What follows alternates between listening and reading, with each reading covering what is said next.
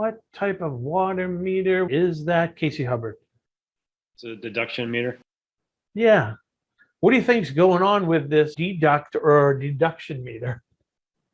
Most likely for an irrigation system. Very good. Irrigation system, that's cool.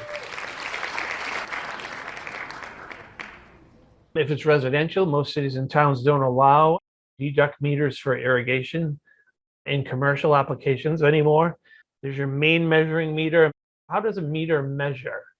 What are the exact parameters of a meter measuring?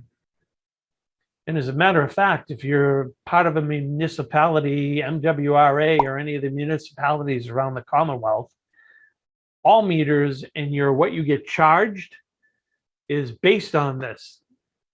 David McKenney. Cubic feet of water. How many cubic feet of water? So how many cubic feet of water, because it is cubic feet of water, so let's give David that because it is cubic feet.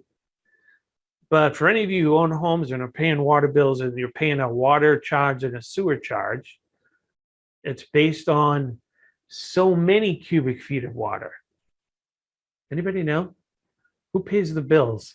If you pay the bills, you're going to know. If you don't pay the bills, you will not know the answer to this question.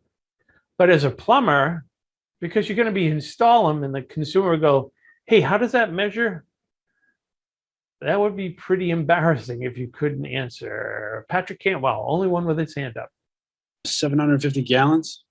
Which is how many cubic feet of water? 100. Very good.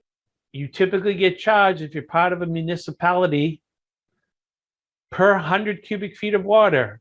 100 cubic feet of the water you're going to drink, 100 cubic feet of the water that you're going to drain. Can you turn cubic feet of water into gallons like Patrick just did? Yeah, because he knows there are 7.5 gallons in a cubic foot of water.